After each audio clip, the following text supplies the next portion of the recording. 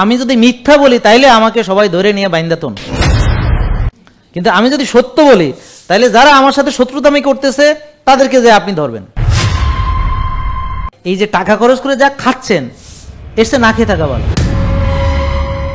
10-12 বছর পর ডায়াবেটিস হবে কিনা আজকে বলে দিতে পারেন। আপনি ইবলিসের ভালো চিন্তা করলে হবে না, আপনার ভালো চিন্তা করুন। হার্ট অ্যাটাক হওয়ার ঝুঁকি আছে কিনা হার্ট অ্যাটাক হওয়ার 30-40 বছর আগে বোঝা যায়। আপনারা অবশ্যই ফিলিস্তিনিদের জন্য আর কিছু না পারেন দোয়াটা করবেন। আমাদের মাঝে আজকে উপস্থিত হয়েছেন আমাদের মামুনুল হক সাহেব, মানে মাওলানা, আমরা জোরে ওনার জন্য, আমি জানি না এটা জায়েজ হবে কিনা। আসসালামু আলাইকুম।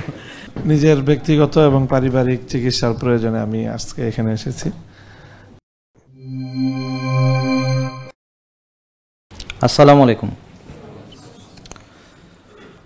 আলহামদুলিল্লাহ আমরা লাইভতে আসতে পারলাম শেষ পর্যন্ত। তো আপনারা আজকে এখানে যারা এসেছেন তো সবাই কেমন আছেন? আলহামদুলিল্লাহ। তো আমরা আসলে ভালো থাকতে চাই। তাহলে ডায়াবেটিসের মূল কারণ হচ্ছে কোষে জায়গা নেই। তাহলে কোষ খালি, ডায়াবেটিস নেই, এটা খুব ভালো করে বুঝতে হবে। বলেন ডায়াবেটিসের মূল কারণ কি? কোষে জায়গা নেই। বলেন ডায়াবেটিসের মূল কারণ কি? তাহলে কোষ খালি মানে কি নাই? হ্যাঁ, ভেরি গুড। তাহলে আমাদের ডায়াবেটিস রোগীর কোষ খালি করাটা হলো আমাদের চিকিৎসা। আমাদের চিকিৎসা কি? রোজা। রোজা, এই যে আমি ফাস্টিং কেন বললাম? রোজা। আমি যে খাচ্ছি না, হ্যাঁ, আর উনি খায় 6 বেলা, তাহলে এখন আমার শরীরে চিনি বেশি ঢুকবে নাকি ওনার শরীরে চিনি বেশি ঢুকবে? তাহলে ডায়াবেটিস রোগীর উচিত 6 বেলা চিনি খাওয়া, কিন্তু দেখেন ওনার বইতে এইখানে লিখে দিয়েছে 6 বেলা চিনি খেতে হবে। আমরা যারা ডায়াবেটিসের ডাক্তার দেখাই, দেখেন আমি মিথ্যা কথা বলতেছি কিনা, এটা বারডেমের বই, ঠিক আছে? তো আপনারা কে কে ডায়াবেটিসের বই ফলো করেছেন হাত তোলেন, মানে যাদের ডায়াবেটিস আছে কার কার একটু হাত তোলেন। ডায়াবেটিস আছে কার? আগে করলো, হ্যাঁ হাত তোলেন। আপনি আগে করেন নাই? আপনার ডায়াবেটিস ছিল না কখনো? ও, ইউ আর লাকি পারসন। দেখি হাত তোলেন। ওকে, তাহলে দেখেন সবাই যারা এইরকম একটা বই পেয়েছেন, তো বইয়ের খাবারের তালিকাটা আমি পড়ে শোনাবো সবাইকে। তো যারা নতুন আছেন তাদেরকে শোনাই। দেখেন ওনার মতো একটা বয়সী লোক যাকে 1600 ক্যালোরির মতো খাইতে দেওয়া হবে, 1600 ক্যালোরি একটা চার্ট। তাহলে আটার রুটি 3টা ছোট পাতলা সকালে। তাহলে আমরা জানি রুটি মানে কি? চিনি। তাহলে সকালে উঠে সে চিনি খাচ্ছে। তারপরে ডাল আছে, আবার ডিম কুসুম ছাড়া। তো গতকাল পরশু তার আগের দিনের আলোচনা কুসুম গুরুত্বপূর্ণ কেন এটা নিয়ে কিছুটা আলোকপাত করেছে, আরো করব। আমরা তো রেগুলার কথা বলছি। আগামীকাল আর পরশু মানে বুধ এবং বৃহস্পতি আমাদের লাইভ সেশন হবে না, শুক্রবারে ইনশাল্লাহ আবার হবে। তো আপনারা সবাই শুক্রবারে আসবেন, আর শুক্রবারে ইনশাল্লাহ 11টা বাজে আপনারা রেডি থাকবেন, যে যেখানেই থাকেন ওখান থেকে বসে বসে লাইভ দেখবেন।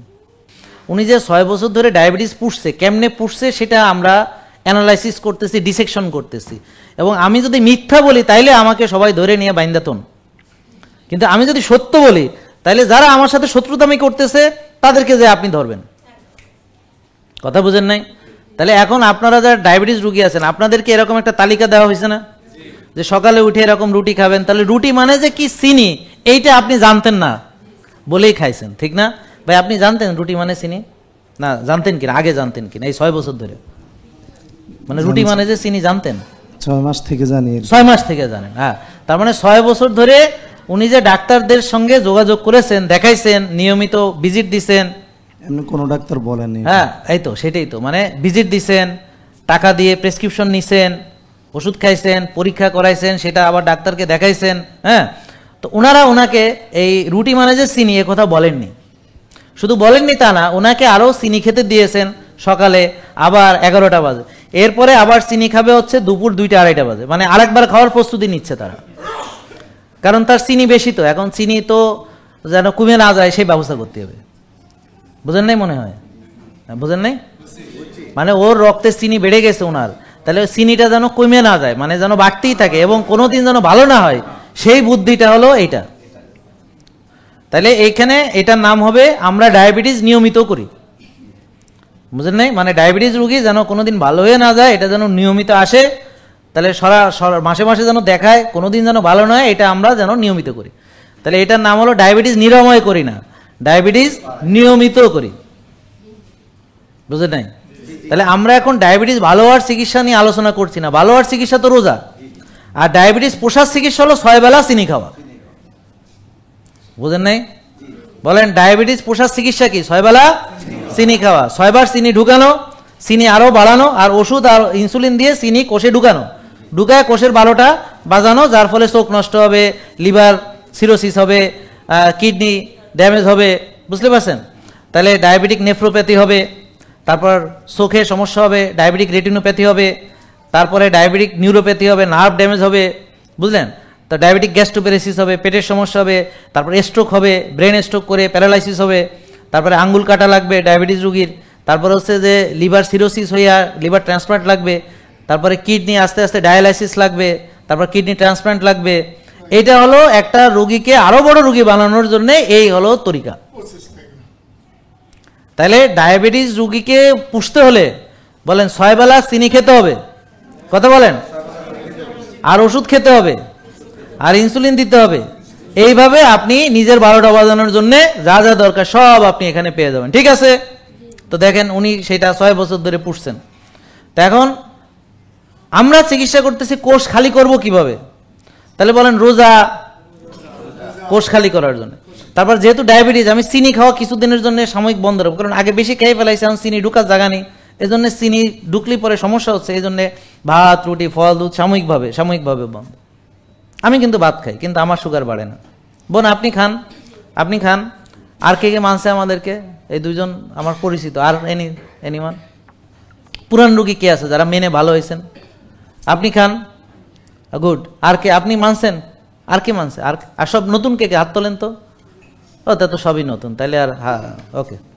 তাইলে আমরা যারা এখন জেকে লাইফস্টাইল ফলো করি, তারা এখন ভাত খায়, মাঝে মাঝে চেক করি, মাঝে মাঝে রসগোল্লা খেয়ে বা সাবিত্রী খেয়ে দেখি বাড়ে কিনা, দেখি বাড়ে না, তার মানে আমরা সুস্থ। ও কথা বুঝেন নাই? আচ্ছা, এখন কিভাবে সুস্থ থাকি? কারণ হচ্ছে আমরা যখন রুগী কেউ থাকে, মনে করেন আপনার ডায়াবেটিস আছে, যেমন ভাই, তো ভাই তো এখন চিনি খেলে চিনি বাড়ে, বলেন চিনি খেলে চিনি বাড়ে, এটা তো বাচ্চাও বুঝে, বলেন বাচ্চা বুঝে, খালি আমাদের বিশেষ অজ্ঞরা বুঝে না আর কি। বুঝেন নাই? বলেন চিনি খেলে চিনি বাড়ে, বাচ্চাও বোঝে, বিশেষ অজ্ঞরা বোঝে না, যারা ডায়াবেটিস পোষে। ঠিক আছে? এটা বাংলাদেশের কথা বলতেছি না, আমি অস্ট্রেলিয়া কানাডা ইউএস, মানে যারা পৃথিবীর বিভিন্ন দেশের বড় বড় ডাক্তার তাদের কথা বলতেছি। আমাদের এরা তো পবিত্র মাশাআল্লাহ, এদের কোনো দোষ নেই, কারণ ওদের কথা বললে আবার এসে আমার এনে ঝামেলা। তা আমি আসলে কারো ডাক্তারদের বিরুদ্ধে বলছি না, the system they are following, আমি বলতেছি সিস্টেমের কথা। তাহলে সিস্টেম বলতেছে যে ডায়াবেটিস রোগীকে 6 বেলা চিনি খাইতে হবে। আমি বই ধরে ধরে আপনাদেরকে দেখাচ্ছি। ভাই দেখেন, এই যে দুপুরে আবার 2:30 বাজে কি খাবে? 300 গ্রাম ভাত খাবে, হ্যাঁ, তারপর হচ্ছে মানে 2.5 কাপ ভাত খাবে। আচ্ছা, তারপর হলো মাছ বা মাংস খাবে 2 টুকরা, তারপর হচ্ছে ডাল খাবে, ডাল মানে চিনি জানেন তো, তারপর হচ্ছে সবজি খাবে, আরো সবজি, তো 2 রকমের সবজি আছে, সালাদ জাতীয় একটা সবজি আর একটা হলো এমনি সবজি, তো খাবে। বিকেলে আবার মুড়ি বিস্কিট খই, ও মা, হ্যাঁ, অথবা ফল। আবার রাতে 8টা-9টা আবার রুটি খাবে, মানে রুটি মানে কি চিনি, আবার মাছ মাংস, আবার ডাল, তারপর ঘুমানোর আগে বলে দুধ খাবে, মানে 11টা বাজে, রাত 11টা বাজে দুধ খাবে। তাহলে এখন ঘুমাবে কোন সময়? তো রাসূল সাল্লাল্লাহু আলাইহি ওয়াসাল্লামের সুন্নাহ হলো ঘুমাইতে যাবো এশার পরে, আর ঘুমানোর 2-3 ঘন্টাকে খাওয়া শেষ করবো। তাহলে আসরের পর বা মাগরিবের পর খাওয়া শেষ করলি এশার পরে আমরা ঘুমে যাবো, তারপরে উঠে তাহাজ্জুদ পড়বো, আবার ফজরের নামাজ পড়বো। এটা হলো আমাদের ইসলামী তরিকা এবং আমাদের পূর্বপুরুষদের এটাই তরিকা, এবং এটাই বিজ্ঞানসম্মত। এটাই বিজ্ঞানসম্মত, মানে এটা বিজ্ঞানসম্মত, এটা কোরআন হাদিস সম্মত, এবং এটা হলো পূর্বপুরুষদের আমাদের যে মানে নীতি, যেটা আমাদের পূর্বপুরুষদের আমাদের ধারা, হ্যাঁ ঠিক আছে, আমাদের জিনগত যেভাবে আমরা এসেছি এই। ওকে, মনে থাকবে? আপনারা অবশ্যই ফিলিস্তিনিদের জন্য আর কিছু না পারেন দোয়াটা করবেন, আমার কথা বুঝতে পারছেন? এবং অবশ্যই সাহায্য সহযোগিতা যে যে চ্যানেলেই পারেন, আমরা তো রেগুলার করতেছি, কিন্তু এইসব বলা উচিত না, কারণ দান করে না বলাই ভালো, তবে বলা হলো উৎসাহ দেওয়ার জন্য, যেন আপনারাও দেন, এইটা আর কি, উৎসাহ দেওয়া। আর আমরা কিছু না পারি দোয়া করতে পারবো না? দোয়া তো করতে পারবো। আসসালামু আলাইকুম হুজুর, হুজুর চলে আসেন, আইসা একটু আপনার মূল্যবান বক্তব্য এখানে দেন প্লিজ। আসসালামু আলাইকুম, আসেন, আপনারা বসেন প্লিজ, যেহেতু লাইভ সেশনের মাঝখানে। তো আমাদের মাঝে আজকে উপস্থিত হয়েছেন আমাদের মামুনুল হক সাহেব, মানে মাওলানা আমরা জোরে ওনার জন্য, আমি জানি না এটা জায়েজ হবে কিনা। আসসালামু আলাইকুম। জি প্লিজ, কেমন আছেন? আলহামদুলিল্লাহ, আল্লাহ অনেক ভালো রাখছেন।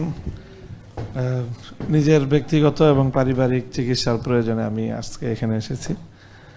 ইনশাল্লাহ হয়তো আশা করি আপনারাও যারা আসছেন এখানে আপনাদের সকলের সুচিকিৎসা হবে এবং আমরা সুস্থ থাকার জন্য সহযোগিতা পাবো ইনশাল্লাহ। ইনশাল্লাহ, জাযাকাল্লাহ, অনেক ধন্যবাদ আপনাকে, অনেক ধন্যবাদ।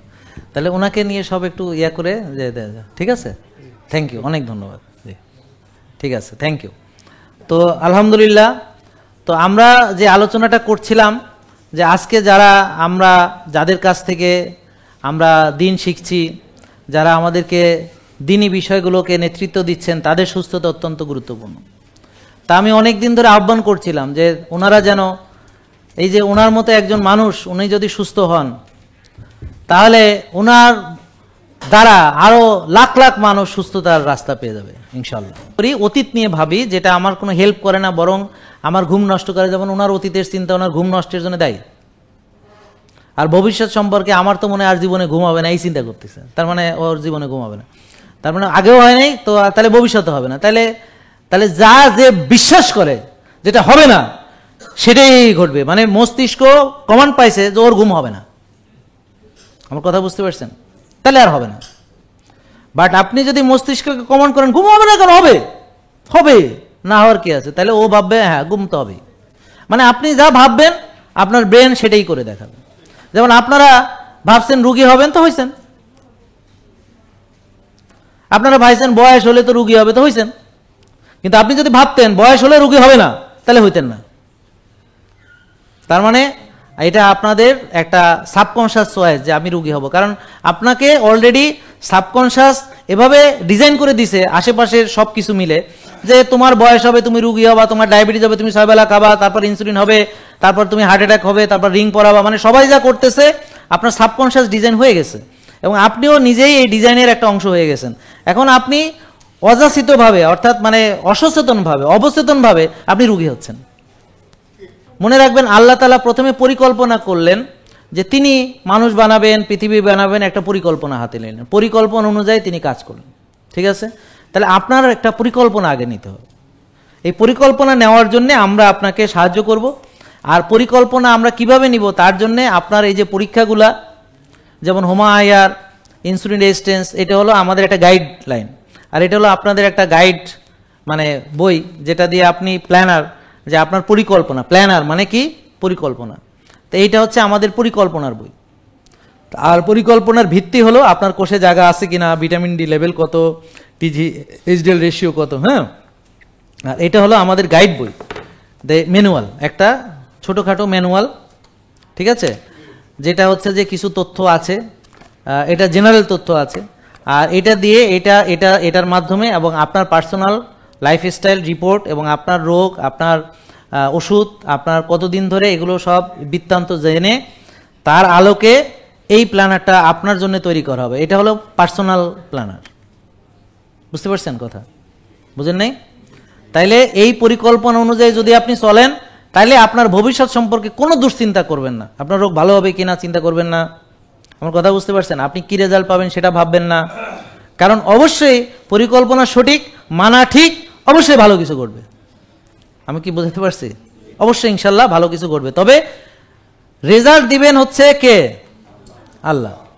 তাহলে আপনি মানবেন এবং আশা করবেন যে আল্লাহ আপনাকে সুস্থ করে দিবেন। আমার কথা বুঝতে পারছেন? তার মানে এই মানার পাশাপাশি তাহাজ্জুদ পড়ে চোখের পানি ফেলে সিজদায় গিয়ে কান্নাকাটি করাও এটার সঙ্গে জড়িত। এখন আপনি সুস্থতা নিবেন তার কাছ থেকে, চেয়ে নিতে হবে।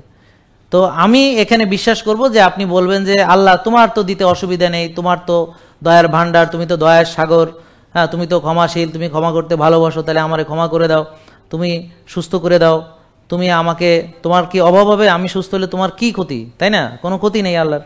তা আপনি সুস্থ হলে আপনারই ভালো। বলে যে আমি সুস্থ হইয়া আমি তো রোজা রাখবো, আমি তো নামাজ পড়বো, আমি তো ইবাদত করব, আমি তোমার দিনের পথে, হ্যাঁ, আমি আরও যেন ভালো কিছু করতে পারি সেই চেষ্টাই করব। তাহলে এত কিছু সুন্দর করে বললে আল্লাহ নিশ্চয়ই শুনবেন। তার মানে এই পরিকল্পনা, আপনি মেডিটেশন সম্পর্কে কাদের কতটুকু ধারণা আছে জানি না, খুব ডিপ লেভেলের মেডিটেশন মানে হলো প্রার্থনা চাওয়া। ওরা চায় হচ্ছে সুপ্রিম পাওয়ারের কাছে, আমরা চাইবো আমার আল্লাহর কাছে। আমার কথা বুঝতে পারছেন? মুনাজাত চাওয়া, আর চাওয়ার জন্য সবচেয়ে উপযুক্ত জায়গা হলো সিজদা, যেখানে মানুষ সবচেয়ে আল্লাহর নিকটবর্তী থাকেন। আর সবচেয়ে উপযুক্ত সময় হলো তাহাজ্জুদের সময়, কারণ সবচেয়ে পৃথিবীর নিকটে আল্লাহ তখন থাকেন। তাহলে মনে থাকবে কথাগুলা?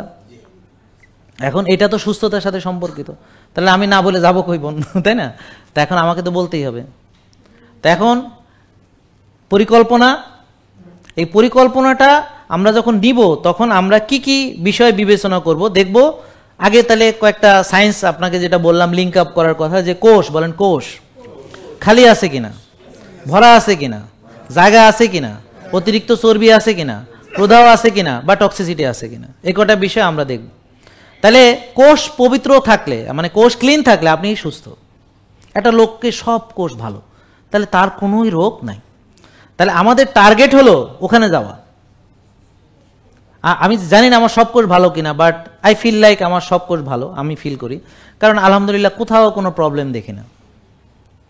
আমার ঘুমে, আমার খাওয়া দাওয়ায়, চলাফেরায়, শুইলেই ঘুমায় পড়ি। আমার বিরুদ্ধে অবজেকশন আছে, আমি নাকি বালিশে মাথা লাগার আগে নাকি ঘুমায় যাই। তো একটা প্রবলেম আছে ভাই, বুঝছেন? আর আপনি তো ঘুমাইতেই পারেন না, বুঝলেন না? তাহলে আপনার সঙ্গে আমার বেসিক পার্থক্য আছে। পার্থক্য হলো আপনার চিন্তা ভাবনা এবং আমার চিন্তা ভাবনা, আপনার চলাফেরা এবং আমার চলাফেরা, পার্থক্য সেখানে। আপনার খাওয়া দাওয়া এবং আমার খাওয়া দাওয়া। তাহলে আপনি যদি আমার মতো হতে চান, তাহলে আমি যা যা করি আপনি তাই তাই করবেন, ঠিক আছে? তাহলে ব্যাডমিন্টন খেলার জন্য রেডি হন। তা এখন যাই হোক, তা এখন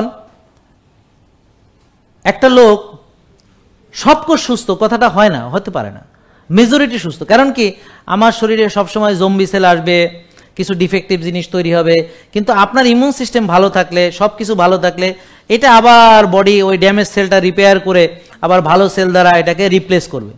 এটাই হলো অটোফেজি, এটাই রোজা, এটাই রোজার উপকার। এটার কারণে নোবেল প্রাইজ পেয়েছেন জাপানি বিজ্ঞানী অসমী 16 সালে, বুঝতে পারছেন? আর আমরা ওই নোবেল উইনিং এই বিজ্ঞানটাকে চর্চা করার মাধ্যমে আজকে আমাদের লক্ষ লক্ষ মানুষ সারা পৃথিবীতে তারা ওষুধ মুক্ত হয়ে, রোগ মুক্ত হয়ে এখন সুস্থভাবে তারা চলাফেরা করে। তো কি এই যে রোজা, কি ওই যে যা আমরা সবসময় রাখি, তাহলে ওটা দিয়ে উনি নোবেল পালেন আর আমরা এটা দিয়ে ভালো হতে পারলাম না। কারণ কি? কারণ হলো পেঁয়াজ, বেগুনি, তারপর হলো শরবত, তারপর হলো যে রোজার মাসে যে 3 গুণ খরচ হয় খাবার খরচ, এই সব কারণ। যে রোজার মাসে খাইছে 3 গুণ বেশি, কারণ বাজার খরচ হয়েছে অন্য মাসের চেয়ে 3 গুণ জাদা বেশি। আর ঈদের দিন খাইয়া ডায়রিয়া হয়েছে না অনেকের, নাকি? ঠিক আছে, তাহলে আমরা কোষের অবস্থা জানার জন্যে, তাহলে কোষ ভরাট আছে হোমা আয়ার, কোষ মানে কোষে ইনফ্লামেশন আছে, সিআরপি, টিজিএইচডি রেশিও দিয়ে অক্সিডাইজড কোলেস্টেরলের মাত্রা দেখব, ভিটামিন ডি দিয়ে আপনার ইমিউন সিস্টেম, ভিটামিন ডি হচ্ছে ইমিউনোমডুলেটর। তো ভিটামিন ডি কোন কোন খাবারে টাবার, এগুলো নিয়ে বিস্তারিত আলোচনা চলতেছে, আবারও সামনে আলোচনা চলবে ইনশাল্লাহ, আলোচনা কন্টিনিউ চলবে। এখন আপনার পার্সোনাল যে প্ল্যানার, এই যে এটার জন্য আমাদের কি কি লাগবে? আপনার ব্লাড রিপোর্ট লাগবে, আপনি কি কি ওষুধ খান, কতদিন ধরে আপনি রোগী, তো আমার ডাক্তার আপনার বৃত্তান্ত জানবেন, ঠিক আছে? জেনে তিনি আপনাকে যে পরীক্ষাগুলো দিবেন, আপনি সেটা করানোর পরে রিপোর্ট নিয়ে ডাক্তারের কাছে আবার যাবেন। তো পুষ্টিবিদ আপনার সম্পর্কে কথা বলে আবার রিপোর্ট সহ তার কাছে আবার যাবেন। তো ডাক্তার আপনার রিপোর্ট পাওয়ার পরে আপনাকে আপনার যে নিয়ম কানুনের পরিকল্পনা আপনাকে এখানে লিখে বুঝিয়ে আপনাকে দিবেন। আর আপনার কাজ হচ্ছে 1 মাস, 2 মাস, 3 মাস এভাবে মানা। 1 মাস মেনে আসবেন, 2 মাস মেনে আসবেন, 3 মাস মেনে এভাবে আসবেন, ঠিক আছে? আশা করছি যে 3 মাসের ভিতরে যদি সত্যিকারে মানেন, ঠিকভাবে মানেন, তাহলে যেগুলো রিভার্স হওয়ার তার মেজরিটি অ্যাবাউট 80-90% আপনার 3 মাসে রিভার্স করে।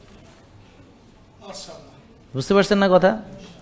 তার মানে এই না যে আঙ্গুল কেটে ফেলেছে নতুন আর একটা গজাবে। তা আমি বলেছি রিভার্সিবল অ্যান্ড ইরিভার্সিবল ইঞ্জুরি।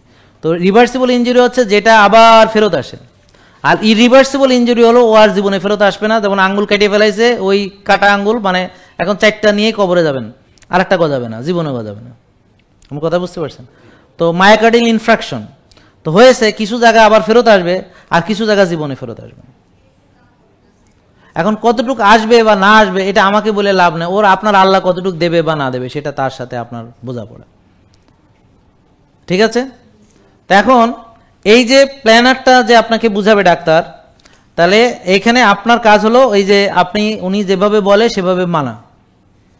তারপরে পুষ্টিবিদ আপনাকে খাবারের তালিকা দিবে, যেমন যার হুমায়ার বেশি তাকে এক ধরনের খাবার হবে, যার ইনসুলিন বেশি, সুগার বেশি, হ্যাঁ, আবার যাদের হুমায়ার ভালো আছে, ইনসুলিন ভালো, সুগার ভালো, সে মেনটেনিং খাবার পাবে।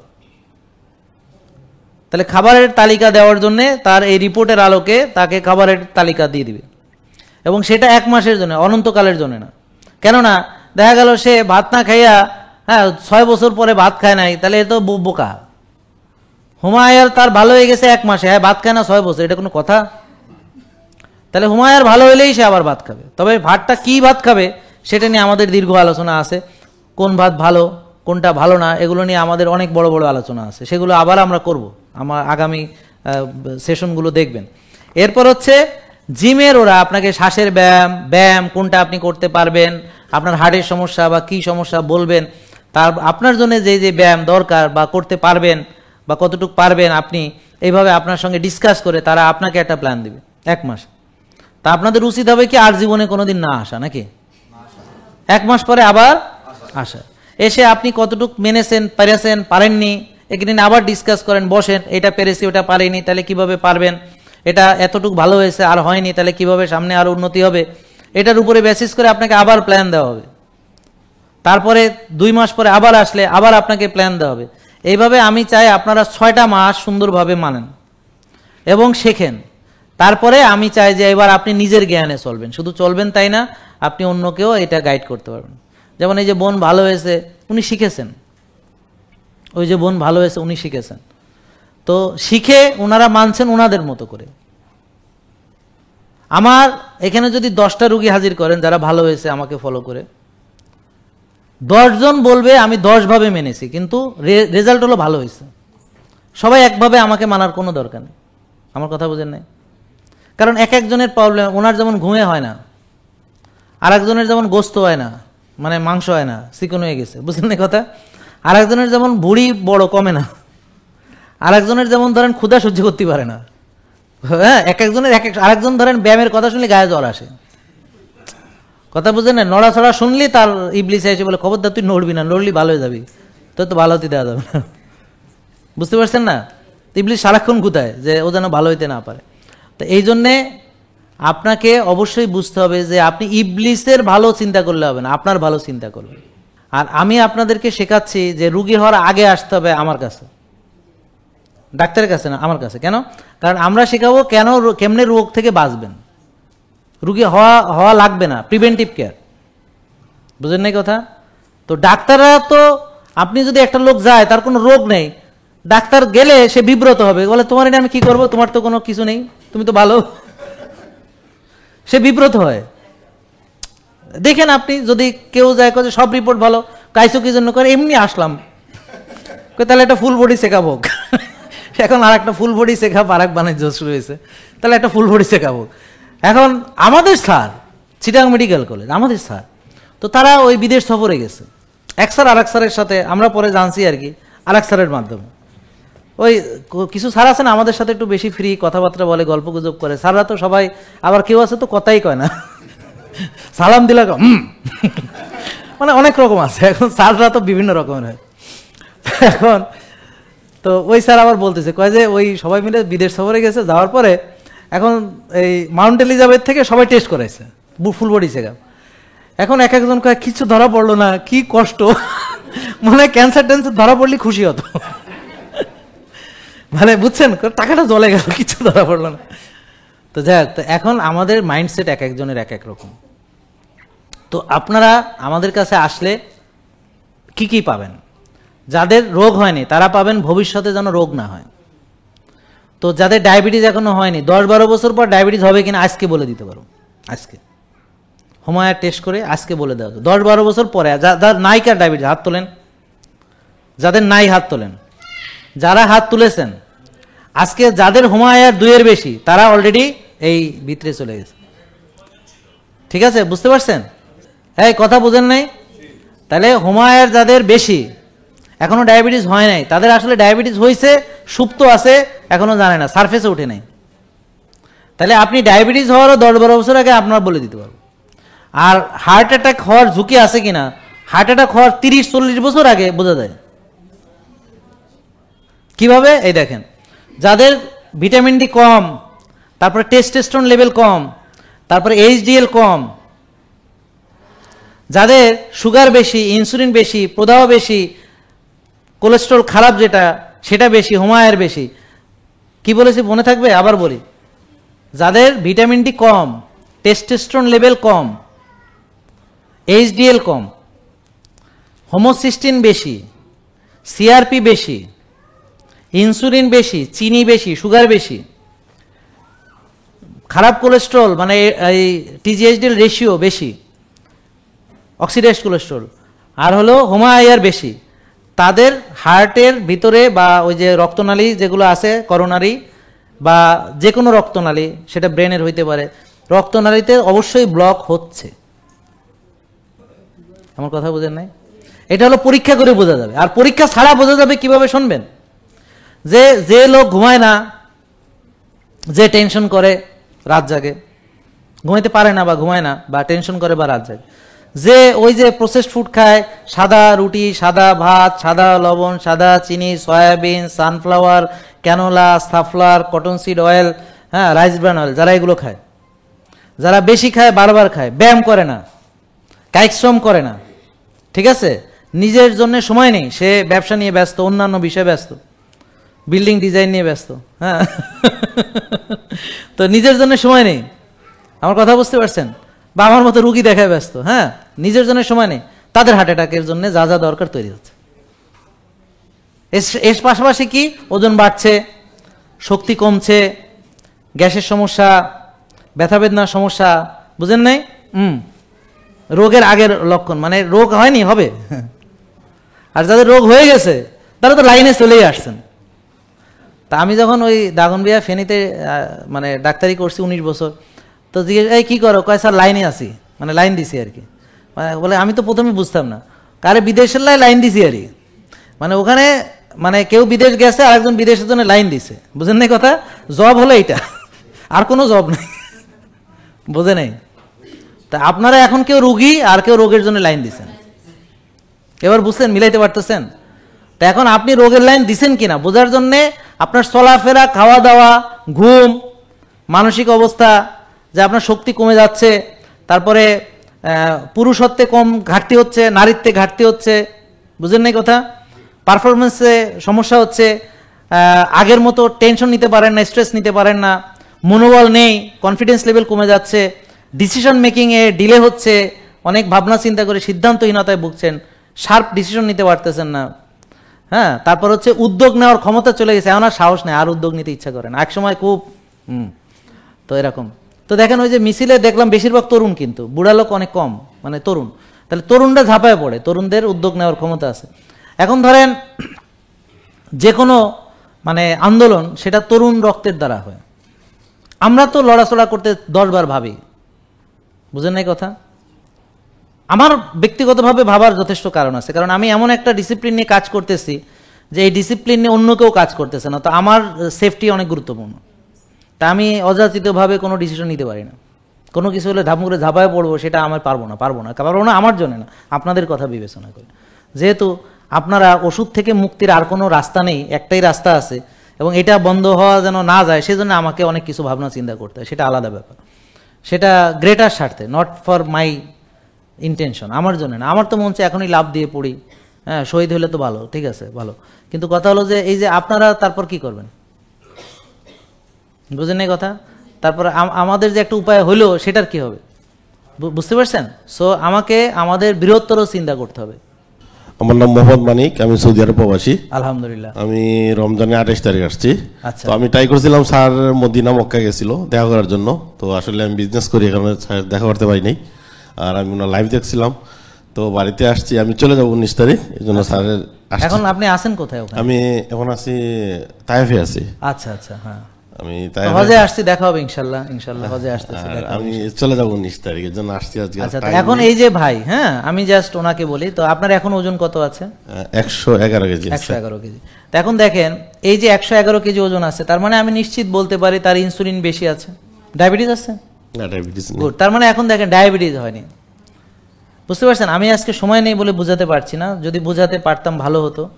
তো সংক্ষেপে বলি, এটা হচ্ছে এখন ওনার ডায়াবেটিস সত্যি সত্যি আছে, কিন্তু ওনার শরীরে এত বেশি ইনসুলিন তৈরি হচ্ছে, ইনসুলিন ভেতর থেকে তৈরি হচ্ছে, প্যানক্রিয়াস ইনসুলিন কি করছে, ওর সুগারটাকে কোষে ঢুকাতে পারছে বলেই তার রক্তের চিনিটা আমরা মেপে দেখছি নর্মাল। কিন্তু রক্তের চিনিও নর্মাল আর ইনসুলিনও নর্মাল, তাহলে সে ডায়াবেটিকও না, তার ইনসুলিন রেজিস্ট্যান্সও নাই, সে সুস্থ। তাহলে ইনসুলিন আপনি দেখবেন ওর বেশি পাবো। আমার কথা বুঝতে পারছেন? যেমন স্যারের ইনসুলিন কত ছিল? 75 ছিল।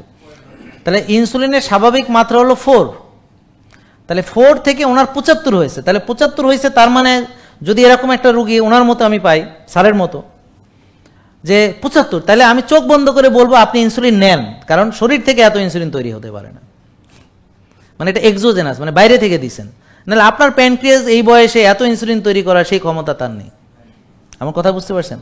তাহলে যারা আমরা এই বিষয় নিয়ে কাজ করি, তা আমরা কি করি, ওই যে ভাতের একটা, ওই যে হাড়ির সব ভাত টিপে না কেউ, একটা ভাত টিপলে বাকিটা বোঝা যায়। আমার আবার অনেকে বলে স্যার আপনি বুজুর্গি জানেন কিনা, মানে কেমনে সব বলে দেন। তো বুজুর্গির বিষয় না, বিষয়টা হলো যে আপনার নলেজ, এক্সপিরিয়েন্স আর হলো আপনার উইজডম।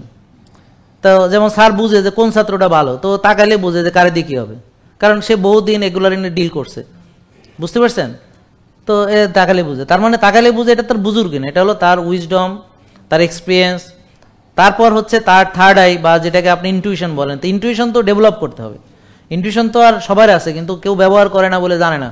তো intuition you must develop, you must practice. তো প্র্যাকটিস করলে আপনার ইনটিউশন আসবে, নাহলে আসবে কেন?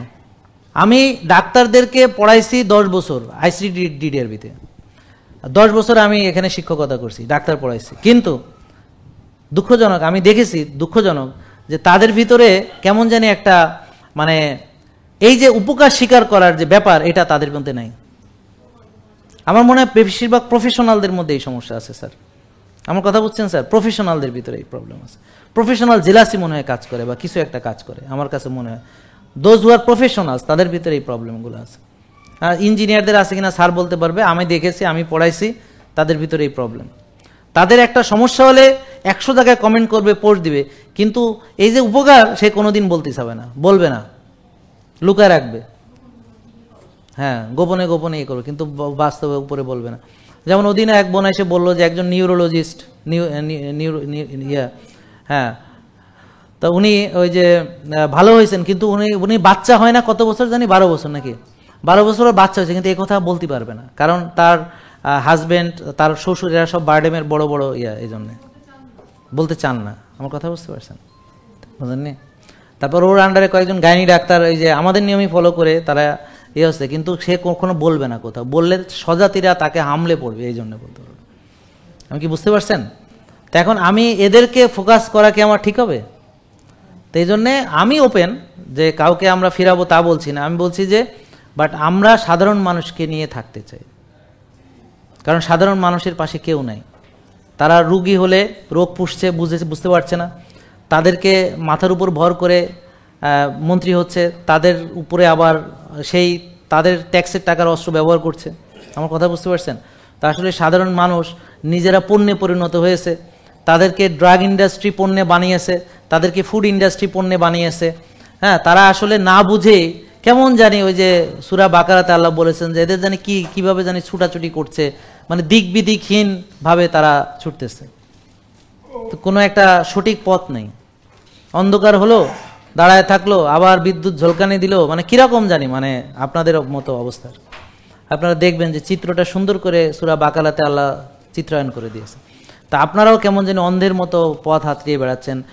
ওই পীর সাহেবের কাছে গেলে হয়তো ফু দিলে ভালো হবে, ডাক্তার সাহেবের কাছে গেলে হয়তো ভালো হবে, হ্যাঁ, কেউ কেউ ওঝার কাছে যাচ্ছে, কেউ কেউ আবার ওই যে মানে হোমিও, কেউ আবার এলোপ্যাথি, কেউ আবার ওই যে আয়ুর্বেদ। আসলে হয়েছে কি ভাই, নিজের লাইফস্টাইল যেটা নিজের হাতে সেটা ঠিক না করে আপনি যত্রতত্র যেখানেই যান, আসলে সেটা আপনার ভিতরে। এই জন্য নো দাই সেলফ নিজেকে জানুন এবং নিজেকে পরিবর্তন করুন। ঠিক আছে? তো ওনার ক্ষেত্রে উনি এই নিয়ম মানার পরপরই দেখবেন ক্ষুধা চলে যাবে, তারপর উনি রোজা রাখবে, তারপর উনি ব্যায়াম করবেন, তখন ব্যায়াম করতে পারেন, শরীর হালকা হয়ে যাবে, ঘুমাবে, নিয়ম মানবে, দেখবেন ওর ওজন ভালো হয়ে যাবে। আর এই ওজন বাড়ার ফলে তার যেই সমস্যা কিছুই থাকবে না। ঠিক আছে? তাহলে এর জন্য খরচ কিছু নেই, খরচ হলো সে টাকা দিয়ে একটা ভালো জিনিস কিনে খাবে। এই আগে এতগুলো খাইছে, এত ওজন বাড়াইছে, এখন অল্প খাবে, তাহলে খরচটাও কমে যাবে। আর ফিউচার হলো অপারেশন থেকে বাঁচবে, সেই টাকা সেভ হইলো, ফিউচার ইনভেস্টমেন্ট, যে বুক ফাড়া লাগলো না, ফিউচার ইনভেস্টমেন্ট। ফিউচার ইনভেস্টমেন্ট হলো সে রুগী না, তার ওষুধ লাগে না, তার ডাক্তার লাগে না, তার অপারেশন লাগে না, তার পরীক্ষা নিরীক্ষা লাগে না। এটা হলো ফিউচার ইনভেস্টমেন্ট। আর সবচেয়ে বড় কথা হলো সে তারুণ্য এনজয় করে। বোঝা গেল? তো আল্লাহ তাআলা সবাইকে সঠিক বুঝদান করুন। আসসালামু আলাইকুম রহমতুল্লাহি ওয়া বারাকাতুহু।